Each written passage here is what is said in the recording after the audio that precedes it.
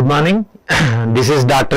CHS Fankumar, Aditya Pharmacy College. I'm here to discuss about the topic name known as size reduction related to the pharmaceutical engineering, B Pharmacy. So first let me discuss about the definition of size reduction. Size reduction is a unit operation which is used to reduce the large size particles into the small size particles, and this is also called as comminution, diminution as well as pulverization. See, generally these are the different types of powders which are having different kind of specifications. See, coarse powders, which means they pass through size of a mesh between 10 to 44, as well as moderately fine powders will passes between 44 to 85. Fine powders passes in between 85 to 120. Very fine powders will passes through the 120 to 350. So this is the general picture which is used to depict about the size reduction process. See, large sized particles after size reduction they are going to turn into the small size particles. Coming to the process of size reduction, usually it can be takes place by means of two methods. Okay, one is precipitation method and another one is mechanical method. Coming to the precipitation method, here what we are going to do, here we are going to add the substance to one solvent. The resultant mixture we are going to add to the another solvent. See, usually anti-solvent method we are going to use. So once if you use a solvent to the anti-solvent which consists of some solid particles in it, okay, then it leads to the precipitation. Usually in this precipitation the size reduction is going to result. Usually we are going to get very good fine particles by this method. Okay, as well as coming to the next process, that is mechanical process. In this one substance is subjected to the mechanical force. Okay, so this mechanical force, what it is going to do, it is going to reduce the size of the particles. So generally by means of dry grinding, okay, generally this is applicable in tablets as well as capsules, as well as by wet grinding also we are going to reduce the particle size. That means for dry particles as well as for wet particles also what we can do, we can reduce the size. That means for a particle by means of dry size reduction method, wet size reduction method, we can reduce the particle size. In such a way we can ensure the what is that little size or reduced size of the particles by means of this size reduction. Coming to the objectives, what are the different objectives of this size reduction? See, generally the particle size is indirectly proportional shift to the surface area. If you reduce the particle size, it increases the surface area. Usually what is the relationship between surface area to the bioavailability? When surface area is more, its solubility is more. When solubility is more, its absorption is more. When its absorption is more, its bioavailability is more. Finally, the particle size is indirectly proportional shift to the bioavailability. Why? Because bioavailability is having direct proportional shift with the therapeutic activity of the drug. Okay, so if the drug is having less bioavailability, then it is having very low therapeutic activity. So to ensure the good therapeutic activity, you need to maintain the good particle size of the material. That's why we are going for size reduction to enhance the bioavailability by which therapeutic activity of a particular drug. So here first objective is to increase the surface area. Okay, usually by decreasing the particle size, we can increase the surface area of the particles, by which what we can do, we can enhance the solubility, by that finally bioavailability of your drug. Coming to the next one, we can separate two particles, okay, based upon their size. So when you are going to reduce the size of the particles, definitely what happening there, usually the raw material is having a different size, okay, as well as the reduced size of the particles are having different size. Okay, so based upon this differentiation in the size, what we can do, we can separate the particles very easily. Okay, as well as especially they are used in the mixing also. So when particles are having good particle size distribution, definitely they are having very good mixing. Okay, in such a way here you are going to reduce the particle size such that they are having very good particle size as well as particle size distribution, by which you can increase the mixing of the particles. That means intimate mixing you can achieve by means of the same. Okay, as well as this size reduction process is used in disposal of solid waste. Okay, by reducing the size of raw waste products, what we can do, we can easily dispose them because you can handle them very easily. Okay, so for this purpose what we are going to do, we are going to use this technique for disposal of the wastages, solid wastages. Okay, as well as already I have discussed with the previous point, what is that when you are going to reduce the particle size, ultimately what we can do, you can improve the handling of the solid particles. So this is going to improve the handling characteristics of the solid particles. Okay, and finally already we have discussed that mixing efficiency is going to be increased with this size reduction. So all these are the different kind of objectives of this size reduction process. Coming to the advantages, okay, by size reduction you can improve the content uniformity, or you can maintain the content uniformity, as well as you can improve the flow properties. That means uniformity of flow of solid particles you can maintain. Okay, as well as by reducing the particle size you can improve the extraction of drugs from the resources of the raw material. Okay, as well as you can improve the physical stability of the solid drugs. That means, for example, suspensions. Okay, if you reduce the particle size, okay, sedimentation is going to decrease. Okay, as well as enough distribution of the particles throughout the given vehicle is going to achieve, by which means its stability is going to, physical stability is going to improve. Okay, as well as they will increases the dissolution rate. Already I have discussed what is that solid size, solid particle size is indirectly proportional to the surface area. So reduced particle size will increases the solubility of the drug, by that they increase the dissolution rate, as well as finally they may increase the absorption also. So all these are the different advantages of the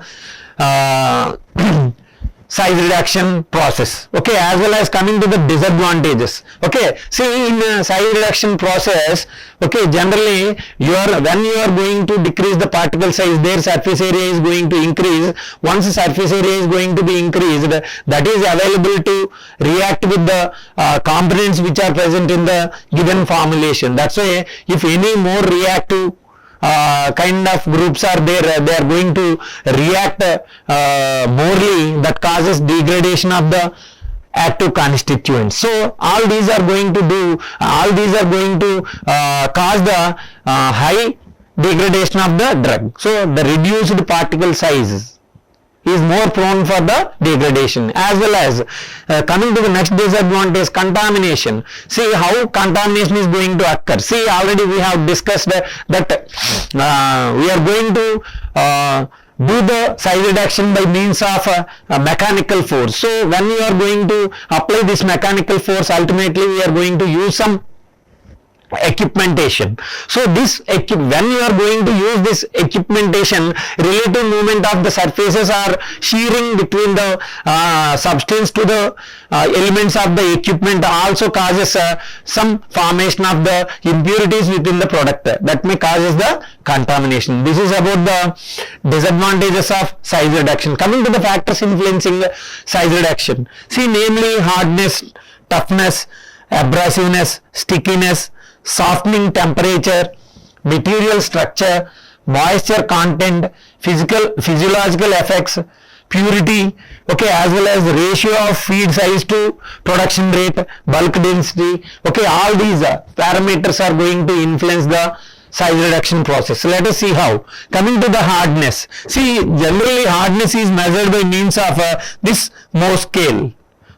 Okay, so if a particle is having Mohs scale number 1, okay, then that is having some lesser hardness. Okay, so this is for graphite. Okay, if it is having less than 3, okay, such a material is called as soft material. If it is having greater than 7, it is called as hard material. If it is 10, okay, it is that is the number for the diamond. Diamond is the very hard material in the world. Okay, as we know that means when the Mohs scale number is going to reduce, that says that the material is very less. Material is having very less hardness, and when it is going to increase, okay, then it says that the material is having more hardness. So based upon which, okay, see, if material is having very less hardness, okay, you can use very less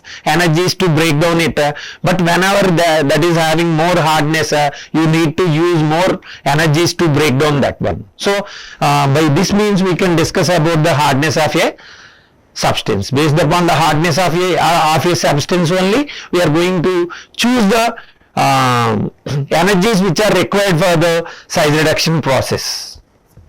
Coming to the next one, material structure. As we know that fragile substances are there, okay, then they are having a weaker bonding between the molecule to the molecule. If it is fibrous, having very good bonding energy between the molecule to the molecule. That's why based upon the material structure, what we are going to do, the energy required for the size reduction we are going to choose. So if it is fragile, you need very less energy to break down it. Okay, if it is fibrous in nature, okay, then you need more energies to break down the raw material. In such a way we can discuss about the this factor. Coming to the abrasiveness. Okay, abrasiveness plays very important role. Already we have discussed about the disadvantages.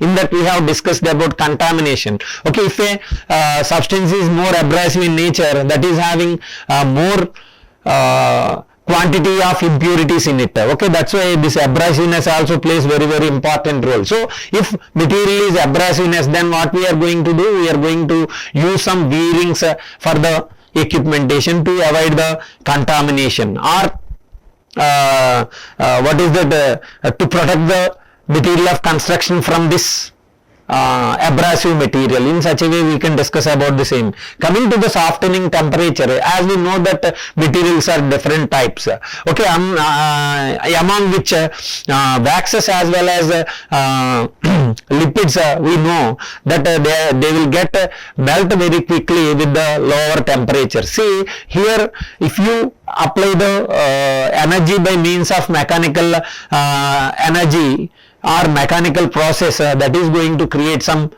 temperature. Okay, so that temperature, what it is going to do, that is going to change the form of the material which is to be size reduced. Okay, when this temperature is going to be increased, melting of waxes as well as fats is going to occur. They turn from solid nature to the liquid nature. So to avoid the same, definitely we have to know about the softening temperature, which is going to be formed by means of this equipmentation used for the size reduction.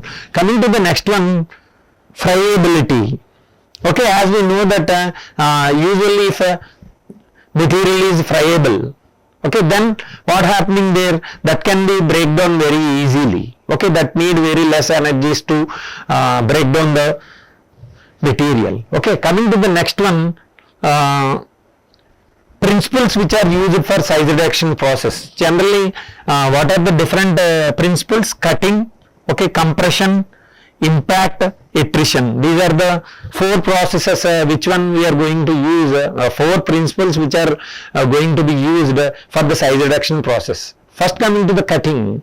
Okay, in this cutting, okay, especially fibrous material can be size reduced by means of this cutting. See, generally for cutting process we are going to use a sharp device like knife to cut the material. Especially fibrous materials, we are going to reduce their size by means of this cutting process. Okay, example for this mill is cutting mill. Coming to the compression, Okay, hard material cannot be size reduced easily. For this purpose, what we are going to do, we are going to use this compression process. That means the material is crushed between two heavy weight objects. Okay, in such a way, what we are going to do, we are going to reduce the size of the particles. Okay, for this example is a roller mill. For this roller mill is used for compressing the hardest material. Coming to the impact. See, impact means either moving object to hit to the subject or moving subject hit to the stationary object. Such a kind of a principle is called as impact. That means moving subject hit to the stationary object or moving object hit to the stationary object. Okay, then size reduction is going to occur. So for this example of the mill is a fluid energy mill. This is high efficiency having size reduction mill. Okay, coming to the final one, attrition. Generally attrition is like compression, but it differs with the compression in a little manner. Okay, so here what happening there, the shearing of subject is going to happen with the relative movement of the objects. That means size reduction takes place by means of shearing, that is rubbing, by means of rubbing in between relative movement of the surfaces. Okay, so that is called as attrition. For this example is a ball mill, fluid energy mill, all these comes into the same. See here, impact and attrition. Impact and attrition, okay, combinedly used to reduce the size of raw material very effectively. Okay, in such a way we can discuss about different kind of principles which are used for size reduction. See, if we wanted to discuss by means of diagrammatically, so this is, so this moving subject is going to hit the stationary object. This causes size reduction. Attrition means relative movement of objects will shears the subject. This causes size reduction.